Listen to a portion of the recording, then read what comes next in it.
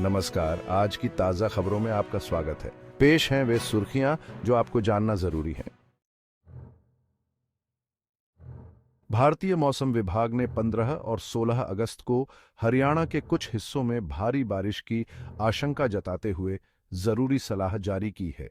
हम सभी निवासियों से अनुरोध करते हैं कि वे सभी जरूरी सावधानियां बरतें और मौसम के ताज़ा अपडेट के लिए हमारे साथ बने रहें। जयपुर समेत 7 जिलों में बाढ़ जैसे हालात बन गए हैं, जिसके कारण 5 जिलों में स्कूल बंद करने पड़े हैं। हम आपको जमीनी हकीकत से रूबरू कराएंगे, हमारे साथ बने रहें। गंगा और यमुना नदियों में उफान के कारण उत्तर प्रदेश में संकट पैदा हो गया है, जहां 15 जिले अब भीषण बाढ़ की चपेट में हैं। हम आपको सीधे घटना स्थल पर ले चलते हैं। अध्याय 4। हरियाणा सरकार ने बेरोजगार युवाओं के लिए सहयोग बढ़ाया। कई लोगों द्वारा स्वागत करते हुए हरियाणा सरकार ने राज्य के युवाओं के लिए बेरोजगारी भत्ते में वृद्धि की घोषणा की है। हम यह जानेंगे कि नौकरी की तलाश कर रहे लोगों के लिए इसका क्या मतलब है। अध्याय 5। भारत के शीर्ष फार्मेसी कॉलेजों का खुलासा। भारत की फार्मेसी कॉलेज रैंकिंग में नाइपर हैदराबाद ने शीर्ष स्थान हासिल किया है, जबकि जामिया हमदर्द विश्वविद्यालय दूसरे स्थान पर है। ब्रेक के बाद इस खबर पर विस्तार से चर्चा करेंगे। अध्याय 6। एचएससी ने महिला कांस्टेबलों के लिए पीएसटी शेड्यूल की घोषणा की। सभी इच्छुक महिला कांस्टेबल कृपया ध्यान दें, हरियाणा कर्मचारी चयन आयोग ने पीएसटी शेड्यूल जारी कर दिया है। अध्याय 7। इच्छुक शिक्षकों के लिए एक सुनहरा अवसर। हरियाणा में 1456 प्राथमिक शिक्षक पदों पर भर्ती होनी है। हम आपको बताएंगे कि आवेदन कैसे करना है। अध्याय 8।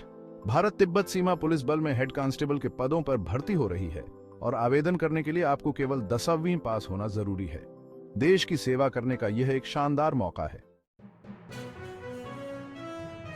अध्याय 9। हरियाणा विधानसभा चुनाव की तैयारियां जोरों पर हैं और राजनीतिक माहौल गर्माता जा रहा है। हम हर घटनाक्रम पर पैनी नजर रखे हुए हैं। अध्याय 10। गुरुग्राम को मिलेगा भारत का पहला सैटेलाइट टोल। तकनीकी क्षेत्र में एक नई पहल करते हुए गुरुग्राम भारत का पहला सैटेलाइट टोल सिस्टम स्थापित करने जा रहा है। हम आपको इसकी कार्यप्रणाली और यात्रियों पर इसके संभावित प्रभाव के बारे में बताएंगे। अध्याय 11। एनएचएम कर्मचारियों का विरोध प्रदर्शन, स्थायी पदों की मांग। स्वास्थ्य सेवाएं बाधित हो रही हैं क्योंकि एनएचएम कर्मचारी स्थायी पदों की मांग को लेकर विरोध प्रदर्शन कर रहे हैं। उन्होंने अपनी मांगों पर ध्यान आकर्षित करने के लिए अपना सिर मुंडवा लिया है। अध्याय 12। हर घर हर गृहिणी पोर्टल लॉन्च। सरकार ने हर घर हर गृहिणी पोर्टल लॉन्च किया है, जिसके तहत 500 रुपये की रियायती कीमत पर घरेलू गैस सिलेंडर उपलब्ध कराने का वादा किया गया है। इस पहल का उद्देश्य परिवारों पर वित्तीय बोझ को कम करना है। एक बड़ी खबर में प्रवर्तन निदेशालय यानी ईडी ने विधायक सुरेंद्र पंवार और एक पूर्व विधायक की 122 करोड़ रुपए की संपत्ति जब्त की है। मामले की जांच जारी है। उपभोक्ताओं के लिए सतर्क रहने का समय। विशेषज्ञों का अनुमान है कि आने वाले दिनों में सरसों के दामों में तेजी आ सकती है। हम इस कीमत वृद्धि के कारणों का विश्लेषण करेंगे। बॉलीवुड अभिनेता राजपाल यादव कानूनी पचड़े में फंसते नजर आ रहे हैं, क्योंकि अधिकारियों ने उनकी करोड़ों रुपये की संपत्ति जब्त कर ली है।